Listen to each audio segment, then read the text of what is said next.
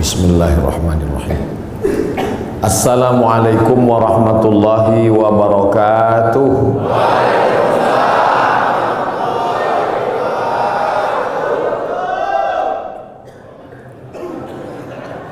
Begitu kalau tentara menjawab. Alhamdulillah wassalatu wassalamu ala Rasulillah wa ala alihi wa sahbihi wa man da'a bi da'watihi wastanna bi sunnatihi ila yaumi liqa'i rabbih. Rabbi shrah li sadri wa yassir li amri wahlul 'uqdatam min lisani yafqahu qawli. Saya berceramah di tengah TNI, tentara ini rasanya sudah sering. Perasaannya ngeri-ngeri sedap. Dulu diundang oleh Komandan Korem Wirabima Riau Pekanbaru, dan biasanya mudah diingat karena mereka buat sesuatu yang khas.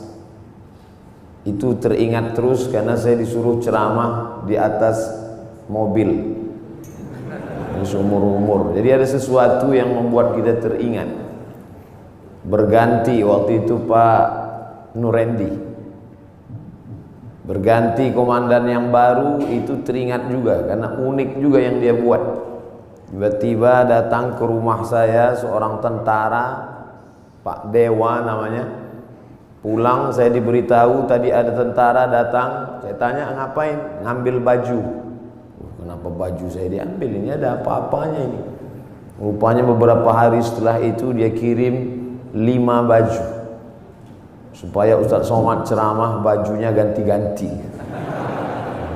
Teringat.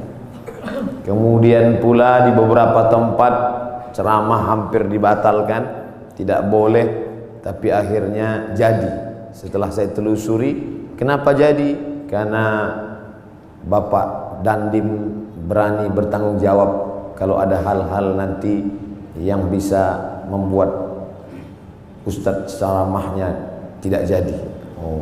Jadi saya di kesempatan ini tak dapat disebut namanya satu persatu, ingin mengucapkan banyak terima kasih kepada TNI yang sudah memberikan kontribusi dalam bidang dakwah. Mereka tidak berceramah tapi memberikan jalan. Kata Nabi, man jahaza ghazian, siapa yang memberikan jalan untuk dakwah maka dia sama seperti orang yang berdakwah. Dan siapa yang paling mulia nanti di hadapan Allah belum tentu yang ceramah, boleh jadi kameramen, karena mereka yang menshoot kemudian mengupload dan ditonton orang banyak. Oleh sebab itu siapa yang paling besar pahala jasanya di hadapan Allah? Mudah-mudahan kita semua nanti melihat amal kita di hadapan Allah, dan kita bersama di masjid ini, bersama di majelis duha ini, bersama di masjid Maulid Nabi Muhammad SAW, bersama pula kita nanti di surga Jannatul Firdaus. Kalau nanti Bapak Ibu mencari-cari kenapa Ustaz Abdul Somad tidak ketemu, tidak nampak di surga, cari di ruang VVIP. Kenapa Ustaz tiba-tiba ingat VVIP? Mengingat saudara-saudara yang di atas. Mereka ini ruang VVIP. Masya Allah, tabarakallah. Mengapa saya diundang dalam acara peresmian masjid? Memang itu doa saya selalu, dan saya sampaikan di beberapa ceramah. Tolong jangan undang saya peletakan batu pertama masjid, tapi undanglah saya pada acara peresmian peletakan keramik terakhir. Alhamdulillah doa itu dikabulkan Allah Subhanahu wa taala, dan yang mengundang saya Direktur Keuangan. Bangga kita. Tidak mungkin acara apapun terjadi kalau tidak ada izin dari keuangan. Semuanya bicara uang, materi, duit. Oleh sebab itu kebanggaan luar biasa.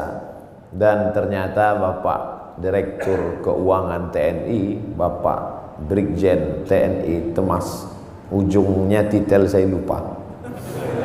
Beliau tidak melupakan pendahulu beliau disebutkan yang ke-17, ke-18, ke-19, ke-20. Ini yang sekarang terjadi krisis di tengah masyarakat kita, melupakan orang masa lalu.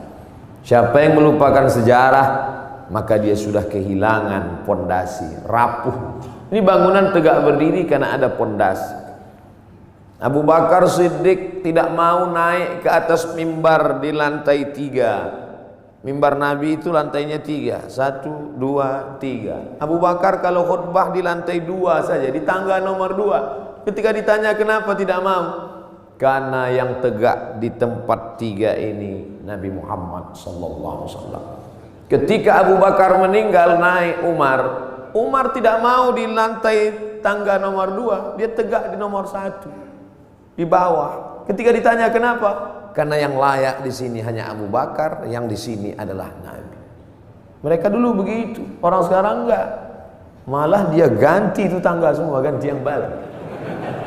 Tidak menghormati orang masa lalu. Apa itu pendahulu itu, enggak buat apa-apa kata dia. Tapi hari ini saya sedang diajarkan, wahai Abdul Somad, hormati pendahulu, hormati orang masa lalu. Kalau bahasa Bung Karno-nya, jas merah. Jangan sekali-sekali melupakan sejarah. Walaupun TNI jasnya hijau. Oleh sebab itu maka kadang ada nasihat itu sesuatu yang diutarakan dengan lisan, lidah, kata-kata, tapi ada perbuatan, action. Dalam pepatah Arab dikatakan lisanul hal afsah min lisanil maqal. Action, perbuatan jauh lebih berkesan daripada ucapan. Mari bangun masjid, mari kita bangun masjid. Man bana masjidan, siapa yang bangun masjid, banallah mithlahu baitan fil jannah, Allah bangunkan untuknya satu tempat dalam surga. Bolak-balik saya ceramah, tapi andai ada yang bertanya, Ustaz udah bangun masjid? Belum. Tapi ada orang yang tidak pernah ngajak orang lain, tidak pernah ceramah, tapi real, nyata hari ini. Yang bisa bangun dengan uangnya, bangun dengan uang. Tidak bisa bangun dengan uangnya, bangun dengan uang orang lain. Tapi dengan kekuasaan yang ada di tangan kita, mumpung tanda tangan masih berlaku, mumpung ada segenggam kekuasaan di ujung jari titipan Allah, pakai menolong agama Allah Subhanahu wa ta'ala. Itu selalu ceramah saya ulang-ulang, dan hari ini saya melihatnya real, nyata. Mudah-mudahan ini menjadi inspirasi bagi seluruh orang-orang yang diberikan Allah amanah jabatan dan kekuasaan. Selama saya memimpin harus ada satu masjid yang baru, harus ada satu masjid renovasi. Kadang saya pergi ke salah satu kantor-kantor tempat ceramah, megah, besar, hebat, acara convention hall. Ketika nanya, Pak mohon izin mau sholat ke masjid, kecil, karpet pun bau kepinding. Tapi di masjid direktur keuangan, Masya Allah, megah, mewah, memandang ke atas, rasa-rasa dekat ke langit, doa terkabul. Mampunya indah. Kadang di beberapa masjid saya hilang konsentrasi, kehilangan bahan. Kenapa? Semua ibu-ibu berkipas. Hari ini tak ada. Adam, ayam, AC. Masya Allah, lihat. Itu sengaja di pintu AC itu dipasang ada tirai supaya menunjukkan dia hidup. Dipasang, hidup. Di beberapa masjid ceramah juga saya banyak AC, tapi nggak hidup. Ini hidup. Karpetnya luar biasa. Kemarin saya ceramah di salah satu provinsi, karpet tebal. Tapi sebelum naik ke atas, jamaah bisik, DKM, Dewan Kemakmuran Masjid. Ustaz, bagus nggak karpetnya? Bagus, saya bilang. Tolong nanti penggalangan dana, masih hutang Ustaz.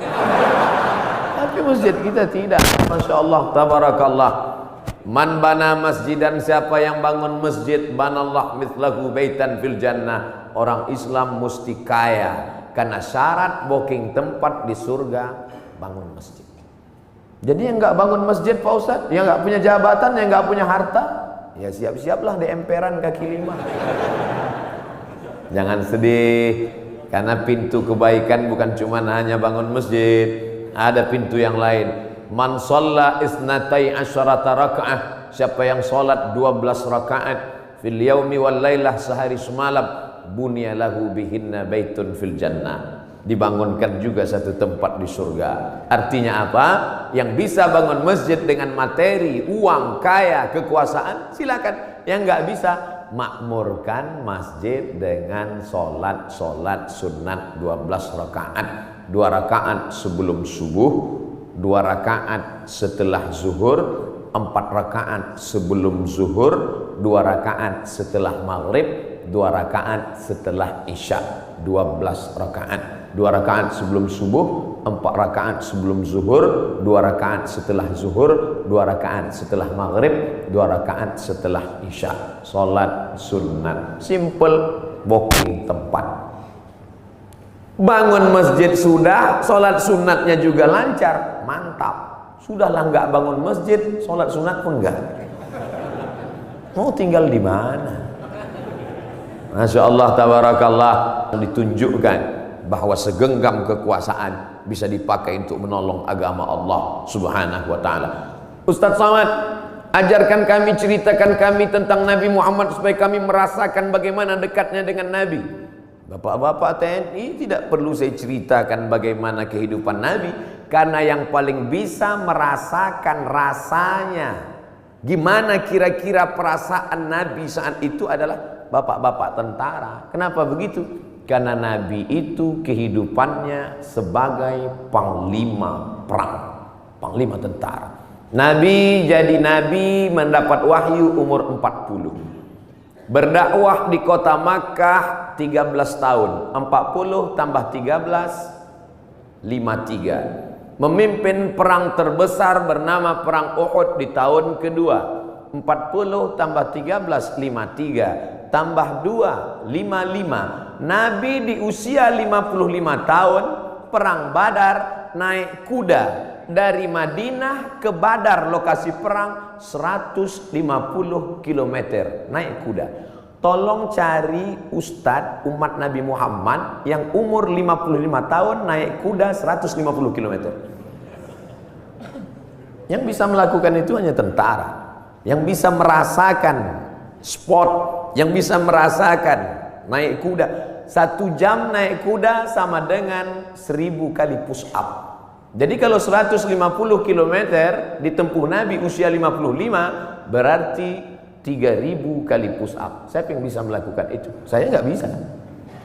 Saya ceramahnya aja mungkin bisa ikut Nabi, khutbahnya mungkin, tapi untuk melakukan seperti yang dilakukan Nabi Muhammad SAW, orang yang amat sangat sehat. Nabi umur 55 tahun memimpin perang 150 km, naik kuda 3000 kali push up menurut ilmu kesehatan. Hari ini apa yang dilakukan umat Muhammad umur 55 tahun? Membawa map ngurus pensiun. Jadi yang paling bisa merasakan itu adalah rasa sehatnya, rasa fit fisiknya, rasa kekuatannya. Iyalah, dia kan Nabi, kami kan manusia biasa. Ayatnya sudah dibacakan tadi. Wa ma Muhammadun illa rasul. Muhammad bukan Tuhan, Muhammad bukan malaikat, dia hanya seorang rasul. Qad halat min qablihir rusul.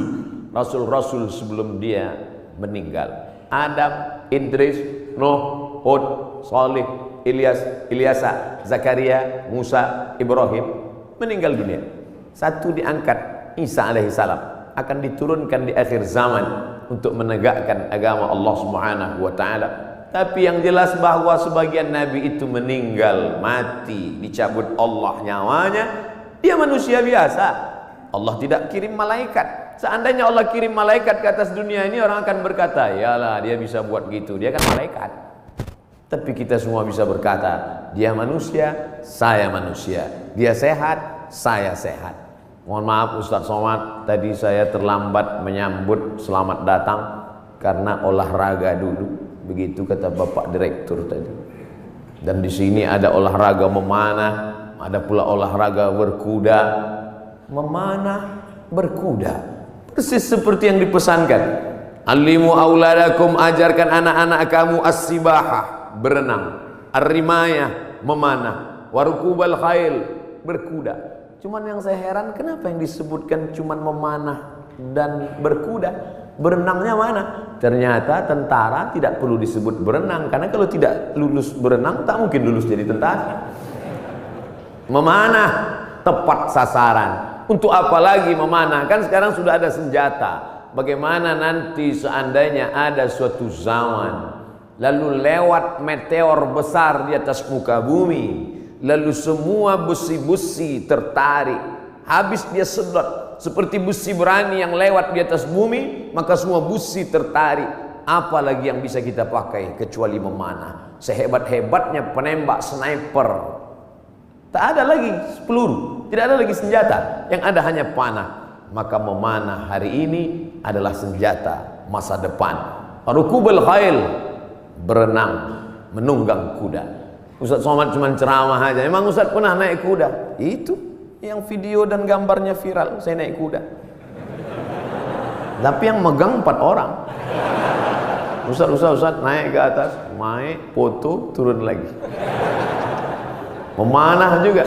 Hebat juga Ustaz Somad, kemarin kami lihat video Ustaz memanah, tepat sasaran. Berapa anak panah tepat terus. Yang diupload yang tepat. Yang melesat nggak diupload. Membangkitkan motivasi anak-anak muda kita, pemuda-pemuda kita yang masa darah bergejolak, hawa nafsu luar biasa. Kemana disalurkan ini? Kepada 3: berenang, memanah. Ustaz, kalau kami banyak berenang ini, apakah hawa nafsu kami ini akan turun? Saya bilang, kalau kamu berenang sampai ke tengah sungai, ke tengah laut, bukan cuma nafsunya hilang, kamu hilang sekalian. Artinya apa? Islam tidak membunuh hawa nafsu, tapi hawa nafsu disalurkan dalam bentuk olahraga. Jadi jangan bayangkan Nabi Muhammad itu hanya duduk berzikir, baca Quran, lalu ketika datang orang cerita mati. Bukan begitu Nabi itu. Nabi itu panglima perang, strateginya luar biasa. Saat perang Badar, Nabi pagi-pagi sudah datang ke lokasi perang. Akhirnya lokasi perang dikuasai Nabi dan musuh ketinggalan. Kenapa Nabi awal? Nabi awal datang menyusun pasukannya di tempat matahari terbit. Karena Nabi pasti duluan, karena sebelum azan subuh dia sudah tahajud. Badannya sehat, habis tahajud witir, habis itu sholat subuh, langsung dia susun barisan. Datang pasukan musuh, sudah kehabisan tempat, sudah di booking duluan. Nabi susun barisan di matahari terbit. 1-0 sudah kena. Kenapa? Karena kalau disusun pasukan di matahari terbit, maka mata musuh silau. Mata yang silau tidak nampak di mana anak panah, di mana tombak, di mana pedang. 1 sudah kalah. Lalu kemudian dari mana Nabi tahu jumlah pasukan? Tempat mereka berkemah, datang seorang sahabat. Ya Rasulullah, ya, apakah ada wahyu turun di mana kita berkemah malam ini? Tidak ada wahyu. Datang sahabat kasih pendapat. Saya ada pendapat ya Rasulullah. Apa pendapatmu? Kita akan berkemah di lokasi ini, tempat oase, tempat air di gurun. Karena dengan menguasai oase, musuh akan kehabisan air minum, karena mereka datang 500 km dari kota Makkah, Madinah, dan sampai di Badar. 2-0 musuh kalah sebelum perang. Apakah Nabi ketika itu datang anak buah sahabat, ya Rasulullah, ini saya ada ide kamu jangan pakai, saya cukup dari Jibril aja. Nabi sebagai pimpinan mendengar saran dari bawahan, padahal dia menerima wahyu dari Allah Subhanahu wa taala. Poin yang ketiga, Nabi SAW tahu berapa jumlah musuh. Hebatnya strategi intelijen Nabi. Bagaimana caranya? Ketika Nabi melihat ada seorang pasukan dari kafir Quraisy mengendap-endap, kata Nabi, tangkap dia. Tapi ditangkap bukan untuk disiksa. Kebetulan yang mereka tangkap ini adalah tukang masak yang mengambil air. Ditangkap, ditanya oleh Nabi, berapa jumlah pasukan kalian? Kata tukang masak, mana saya tahu? Saya kan cuma masak. Masa pasukan itu kan yang tahu pimpinan. Nabi tanya, kamu kalau masak pagi siang berapa ekor kambing? Berapa ekor onta? Dia sebutkan makannya sekian seekor onta, masaknya hari ini sekian kambing. Dari jumlah makanan Nabi bisa tahu kalau begini makanannya berarti pasukan kalian sekitar sekian dan kita akan susun. Nabi perang penuh dengan strategi. Jadi jangan bayangkan Nabi dengan sahabat itu perang bismillahirrahmanirrahim la haula wala quwata illa billah. Al-haqqu bila nizam yaghlibuhul batil bin nizam. Kebenaran yang tidak dimanage dengan manajerial yang baik akan dikalahkan oleh kebatilan, tapi diatur dengan manajerial yang baik. Nabi strategi cari tempat, dia menang. Strategi awal susunan barisan, dia menang. Strategi berapa jumlah pasukan musuh, dia menang. Setelah siap strateginya, baru dia berdoa di tengah malam. Saat dia berdoa itu dari Isya sampai subuh, datang Abu Bakar tengah malam mendekati Nabi. Hasbuka ya Rasulullah, wahai Nabi Muhammad, cukuplah berdoa itu, berhenti, doamu pasti dikabulkan Allah. Tetap dia berdoa sampai subuh. Lengkap persiapan mental, spiritual, kecerdasan intelijensia otak dengan kelembutan hati berdoa. Hari ini orang hanya berdoa tanpa berusaha, berusaha tanpa berdoa sombong, berdoa saja tanpa usaha pesong. Pesong bahasa Melayu gila.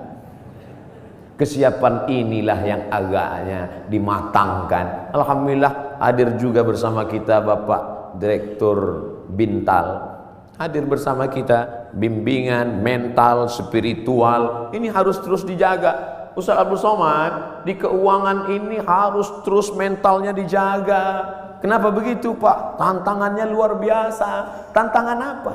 Duit. Kalau diawasi kamera CCTV, ada masanya kabelnya dimakan tikus. Kalau diawasi CCTV, ada kalanya pemadaman bergilir. Kalau diawasi atasan, atasan akan keluar kota. Maka ditanamkan mental dia. Siapa yang mengawasi dia? La ta'khudhuhu sinatun wala naum. Dia yang tidak mengantuk, dia yang tidak tidur. Itu yang mengawasinya. Kemarin saya ceramah di Medan, pagi-pagi selesai ceramah di masjid, makan. Ustaz Somad, kenalkan, saya Fulan dari Kodam 1 Bukit Barisan. Masya Allah. Ya Pak, makan. Allahumma barik lana fima razaqtana wa qina azabannar. Bapak enggak makan? Bapak enggak makan? Kenapa enggak makan? Puasa sunat, puasa. Astagfirullah. Yang ngajak puasa saya, yang enggak puasa saya. Untungnya saya ada alasan. Ustaz enggak puasa, musafir. Dari Riau ke Medan 600 km. Musafir. Sholat ada jamaah kosor. Untung ada musafir. Marilah puasa, marilah puasa. Jadi kalau ada di antara bapak-bapak puasa sunat, itu bukan untuk ngecilin perut. Kalaupun perutnya kecil karena puasa sunat, bonus. Tapi yang utama dari puasa itu adalah merasakan pengawasan Allah Subhanahu wa ta'ala. Mungkin di direktorat yang lain puasanya dikit, tapi untuk di keuangan ini mesti banyak puasanya. Kenapa? Karena pengawasan Allah harus ditanamkan. Masuk ke dalam WC, toilet, kamar mandi, kunci pintu kanan kiri atas bawah, nggak ada yang melihat. Andai diambil air seteguk diminum, nggak akan ada yang tahu. Jangankan seteguk, kepala kita masukkan ke dalam. Sebelum keluar dari kamar mandi, keringkan bibir, miringkan kepala. Buat agak-agak lemas, siapa yang tahu? Panas hari ini ya, iya panas. Tapi Allah kalau mau buka kan, tahu kenyang. Yauma tublas sarair, sampai masanya dibukakan Allah segala rahasia. Apa pelajaran di balik puasa sunat itu? Kalau bukan menanamkan kehadiran Allah, keberadaan Allah, pengawasan malaikat. Untuk apa pengajian-pengajian itu? Kalau dengan pengajian datang rasa takut pada Allah, kalau dengan pengajian makin ngeri menghadapi mati, kalau dengan pengajian takut makan haram, lanjutkan pengajian. Tapi kalau dengan ngaji cuman hafal dalil, mendebat orang, nyalahkan orang, ganti pengajian yang baru. Ganti dengan pengajian yang membangkitkan semangat rasa takut kepada Allah. Angkat takbiratul ihram, pandang hanya tempat sujud saja. Allahu Akbar. Namanya takbiratul ihram. Ihram diambil dari kata haram, yang sebelumnya halal menjadi haram. Kepala-kepala kita, yang gatal kepala kita, yang menggaruknya kita. Tapi ketika kita garuk lebih dari 3 kali, haram, batal. Pada saat itu orang hanya melihat tempat sujud. Siapapun dia, di saat itu sholat kita sedang disadarkan bahwa kita sedang berada di depan Dia pencipta langit dan bumi. Kita serahkan semuanya kepada Dia. Inna sholati wa nusuki wa mahyaya wa mamati lillah. Sholat bukan gerakan, sholat bukan hanya ritual, sholat bukan bim salah bim abrakadabra bacaan yang dihafal sampai kita pun tak ingat tahap yang kita baca. Satu hembusan nafas tuntas iftitah Fatihah ayat. Bahkan sekarang kalau ada orang sholatnya lama malah diajak, itu si anu kok lama ya? Maklum mu'alaf baru masuk Islam. Ente kok cepat? Udah lama, udah hafal Pak Ustaz. Padahal sholat adalah perenungan. Selain dari Allah kecil, Allahu Akbar.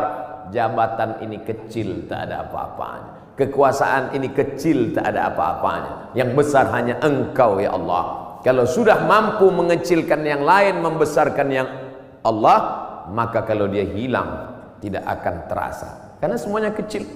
Banyak ibu-ibu yang sudah mampu membesarkan Allah sampai yang lain itu terasa kecil. Meninggal suaminya, slow aja nih. Ibu nggak nangis, kecil Pak Ustaz. Semuanya kecil. Ini hanya amanah Pak Ustaz, ini hanya titipan Pak Ustaz. Kebetulan tercetus keluar dari mulut, amanah. Masjid ini bernama Masjid Amanah. Lawan dari amanah, khianah. Amanah, khianah. Orang yang memegang amanah, al-amin. Orang yang mengkhianati amanah, al-khain. Ini namanya luar biasa, berat ini. Keluar dari amanah, khianah. Tidak bisa dibagi dua. Saya Pak Ustadz, kaki kanan saya memang amanah, tapi khianah sekali-sekali. Oh nggak bisa.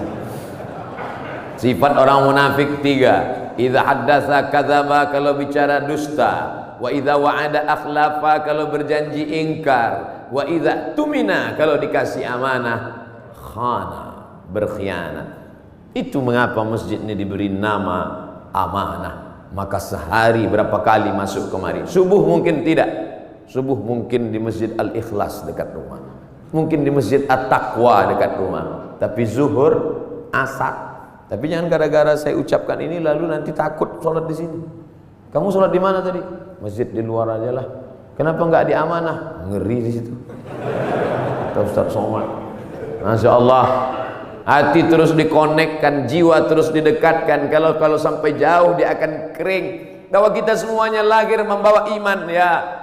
Iman ini sudah kita bawa sebelum masuk ke rahim ibu kita. Inna ahadakum yujma'u khalquhu fi batni ummihi arba'ina yawman nutfah. Kamu diciptakan dalam perut ibumu 40 hari dalam bentuk sperma. Summa yakunu 'alaqatan, berubah 40 hari dalam bentuk darah. Summa yakunu mudghatan, berubah 40 hari dalam bentuk daging. 40 hari air, 40 hari darah, 40 hari daging, 120 hari datang malaikat membawa roh yang sudah ready. Belum ada kulit, belum ada kuku, belum ada bulu, belum ada darah, belum ada daging, belum dibawa malaikat.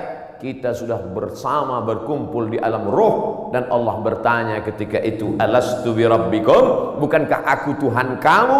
Kita semua menjawab, bala syahidna, engkau Tuhan kami. Cuman ketika sampai ke dunia dia lupa. Karena lupa itulah maka dia disebut manusia. Karena manusia diambil dari kata nasya, lupa. Apa yang disampaikan Ustaz Somad tadi? Aku lupa. Kenapa kau lupa? Karena manusia. Kalau ingat terus namanya bukan manusia. Apa namanya? Panasonic. Ini yang merekam ini nggak akan lupa, ingat terus. Jangankan bapak ibu yang dengar ceramah, saya yang ceramah aja lupa apa yang saya sampaikan. Tapi saya diingatkan. Yang mengingatkan saya siapa? Jamaah. Ustaz kan ngomong gini dulu. Masa iya saya ngomong gitu? Ini MP3-nya, ini MP4-nya. Kamu dapat dari mana? Saya download Pak Ustaz. Di mana kamu download? Itu channel Ustaz Abdul Somad Official. Subscribe, like, and share. Jadi Masya Allah, internet ini luar biasa. Tadi bicara dengan Bapak Direktur Bintal, luar biasa merusak kepala anak-anak kita. Hancur kepala ini. Ustaz Abdul Somad, perhatikan ini gambar otak yang habis ditabrak truk, pecah, berderai. Yang ngundang saya ini psikolog, ibu-ibu. Ustaz, sebelum Ustaz ceramah coba lihat gambar ini, hancur berderai kepalanya. Yang ini Pak Ustadz kepalanya utuh sehat, tapi isinya hancur sama seperti ini. Kok bisa begitu? Karena website, karena internet. Tapi saya tidak bisa salahkan juga semua internet, karena orang kenal saya dari internet. Mencaci maki saya juga di internet. Oleh sebab itu maka pisau internet bermata dua, satu ke atas, satu ke bawah. Dipotongkan ke ayam, bagus. Dipotongkan ke bebek, oke.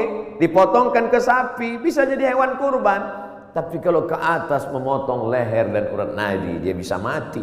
Siapa yang bisa mengontrol sekarang? Kalau bukan iman dan takwa kepada Allah Subhanahu wa ta'ala. Maka saya bangga, Ustaz Abdul Somad, ini imam kita, ini khotib kita, pakai baju tentara. Kami yang sipil yang tidak punya seragam ini terus terang amat sangat bangga melihat Bapak Ibu menjadi khotib, melihat Bapak Ibu jadi imam, melihat Bapak Ibu menjadi orang yang sholat berjamaah. Dulu susah kalau mau menasihati orang, mari sholat, mari puasa, mari berjamaah. Sekarang saya tinggal simpel aja ngasih tahu, anak-anak SMA, anak-anak pesantren, lihat itu, bapak tentara sholat di masjid, bapak polisi pengajian. Ibu-ibu pun mudah sekarang nasihati anak-anaknya. Lihat tuh, pak polisi sholat di masjid, pak tentara sholat di masjid, angkatan udara sholat di masjid. Pistol mereka besi, bapakmu nggak punya pistol nggak sholat.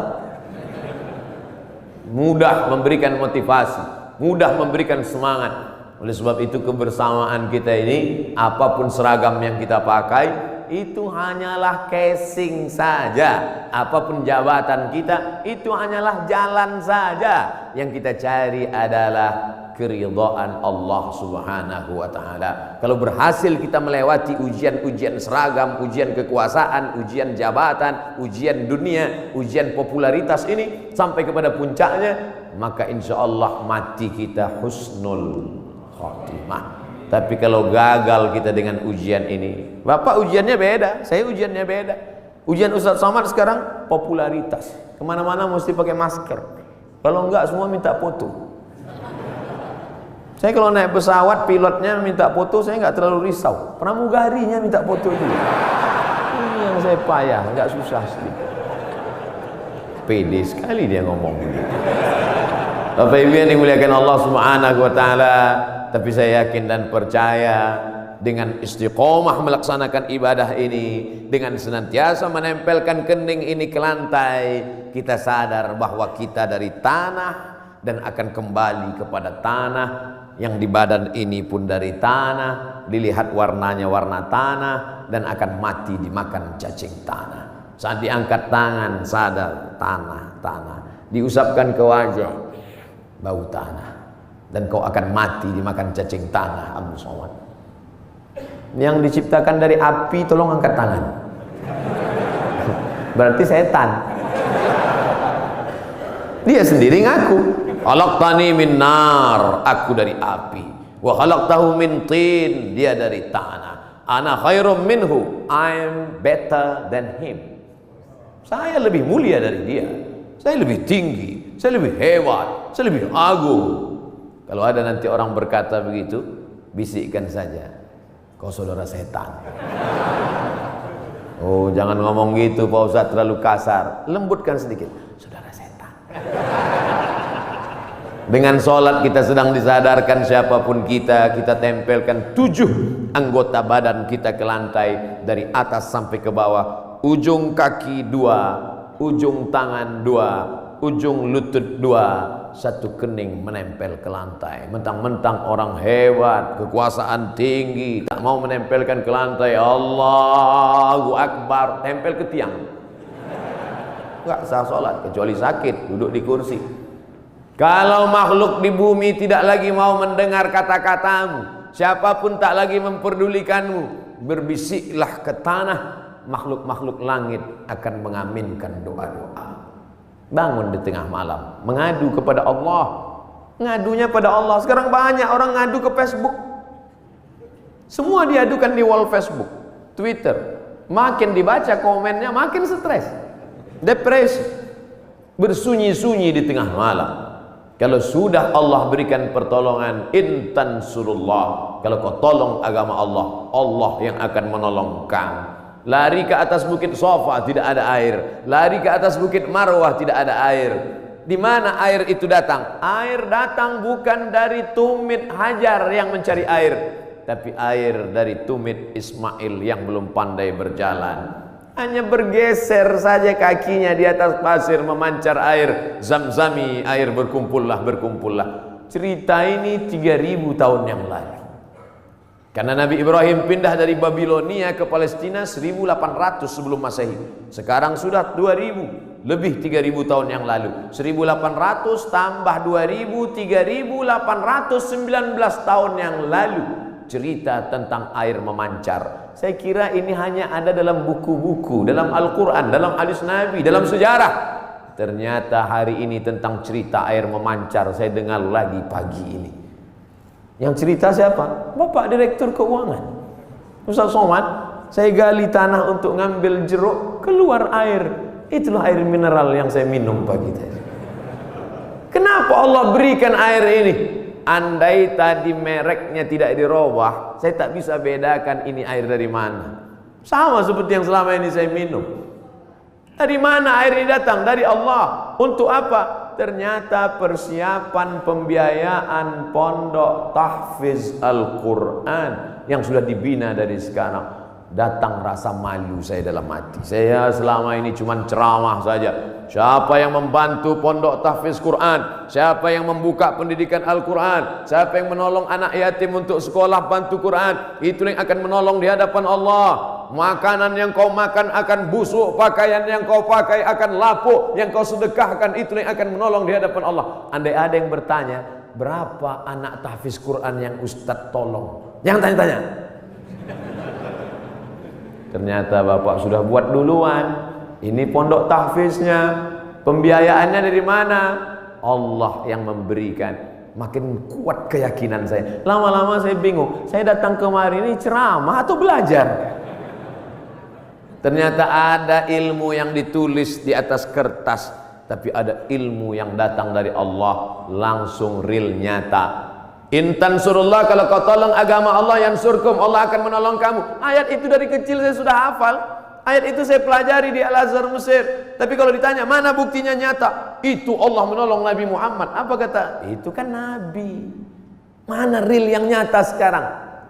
Hari ini saya mendengarkan ceritanya, kisahnya. Hari ini saya nampak real dengan nyata. Kalau kau tolong anak yatim, kau tolong pondok tahfiz Quran, kau tolong orang menghafal Quran, Allah akan menolong engkau. Sumber air mineral yang lulus lembaga badan pengawasan obat dan makanan menyatakan air ini layak. Siapa yang memberikan? Innama amruhu idza arada syai'an ayaqula lahu kun fayakun.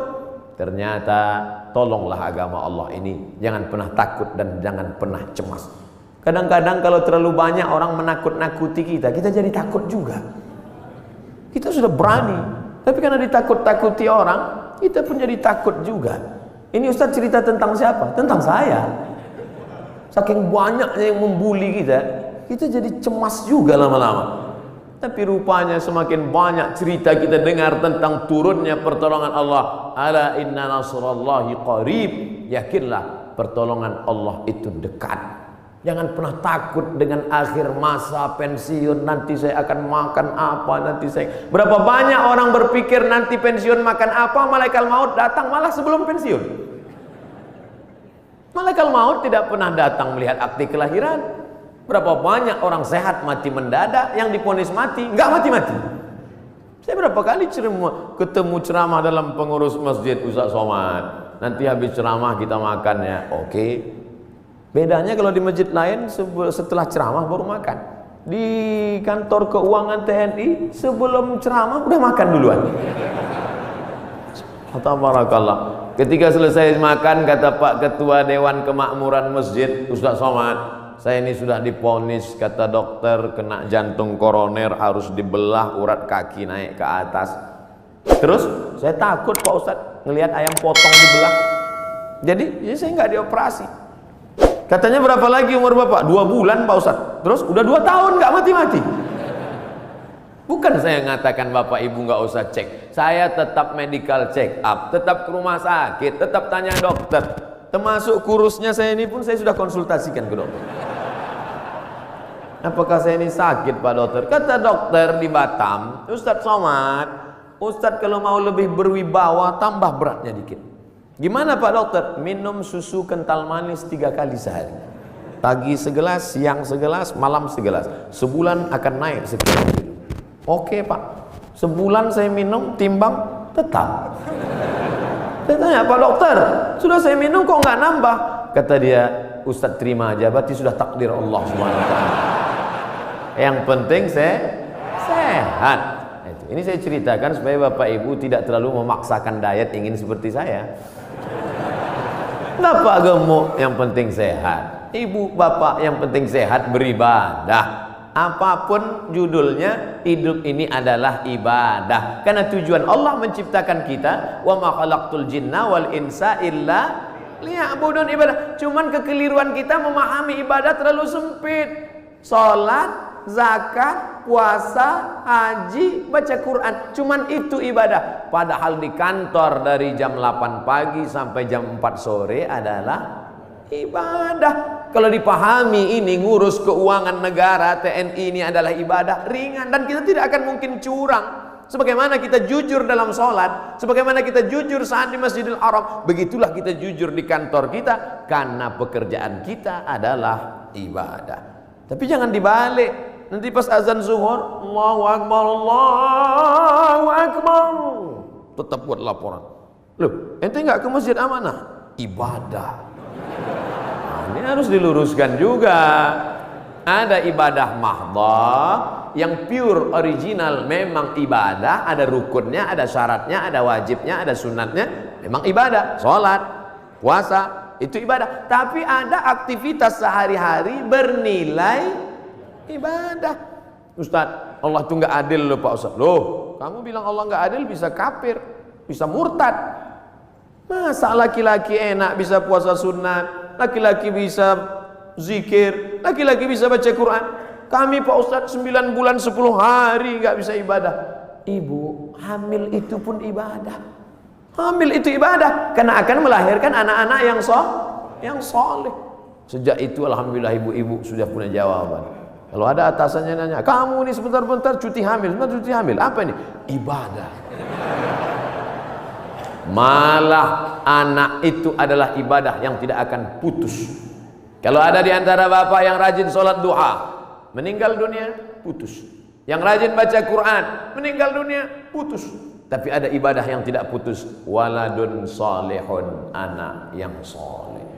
Apa tidak bangga Abdul Somad pagi ini?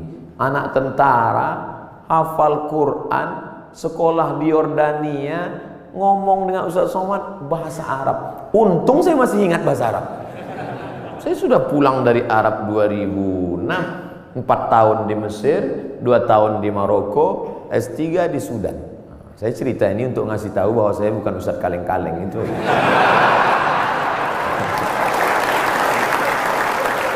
Kadang kalau ada orang cerita itu kita terlalu fokus pada kata-katanya. Sebetulnya di balik cerita itu yang penting, bukan kata-katanya itu.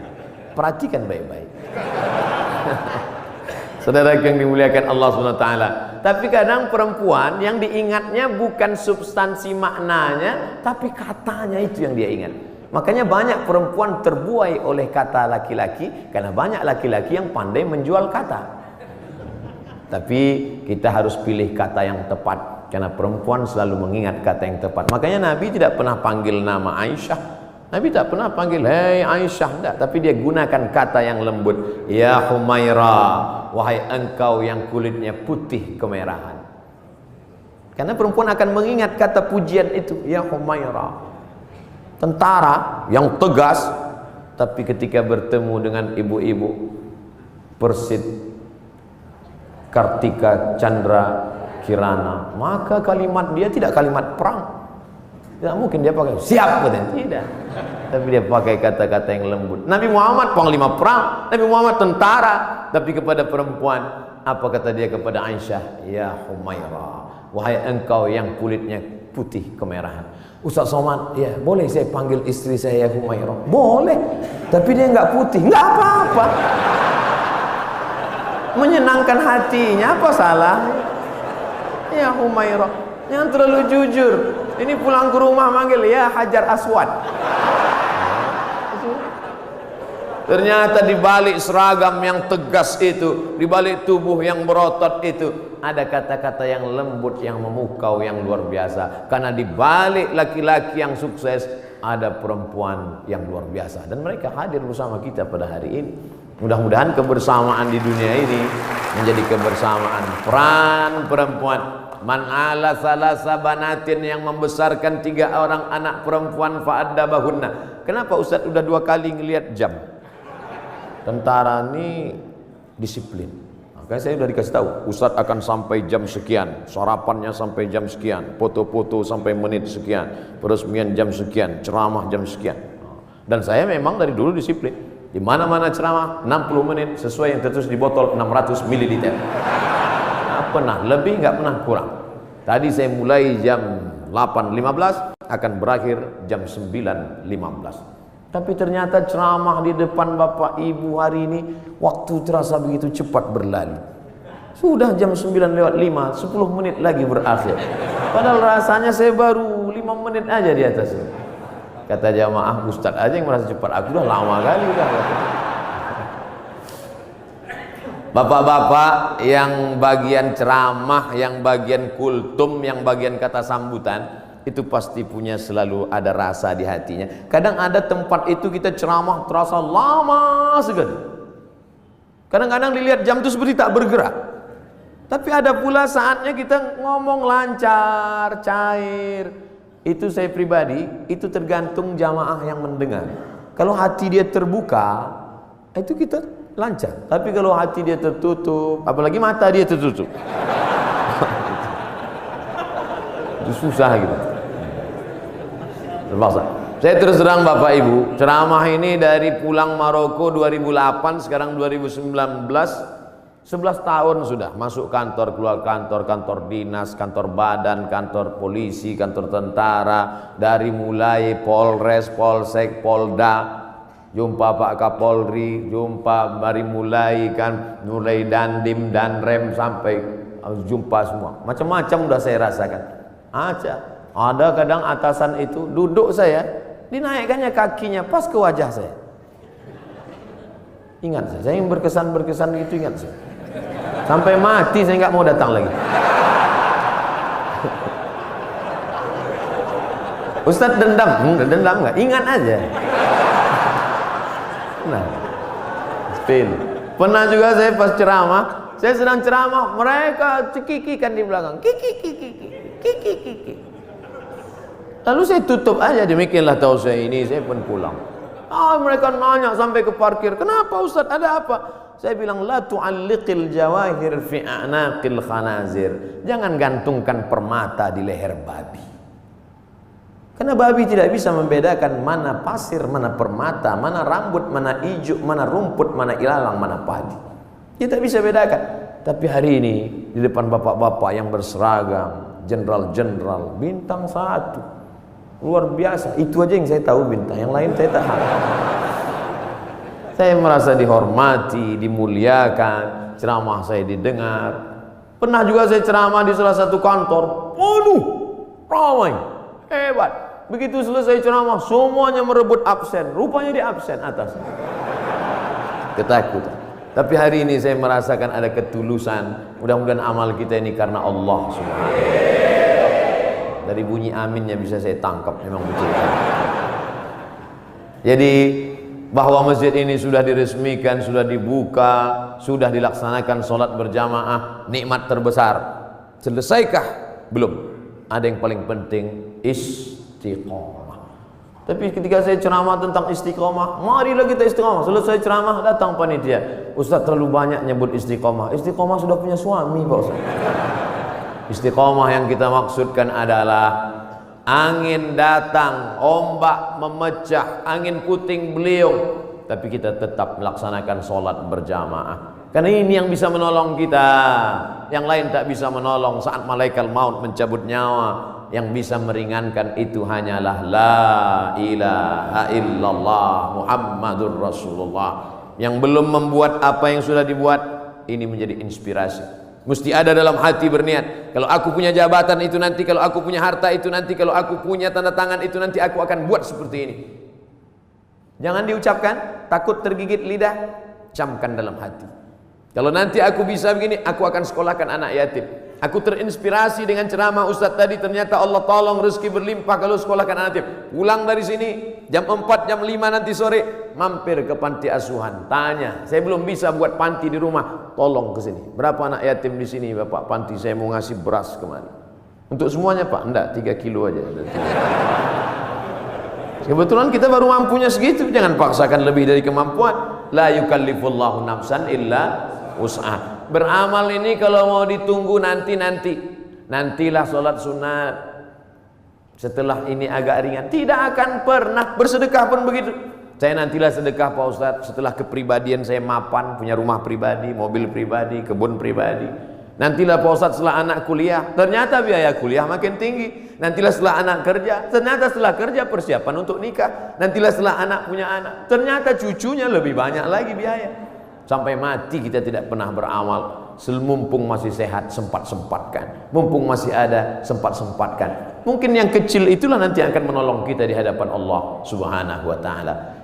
Abdul Somad diminta bercerita tentang Nabi Muhammad dalam waktu 60 menit. 63 tahun mau diceritakan 60 menit. Bahasa Arabnya mustahil. Impossible, tidak mungkin itu. Oleh sebab itu kita gunakan telinga, datang pengajian, ceramah, tausiah, maulid. Wal basar, mata, baca buku. Saya anjurkan di bulan maulid ini beli buku sejarah Nabi, macam-macam. Saya pernah diberi oleh Bapak Dirintel, judulnya Intelijen Nabi.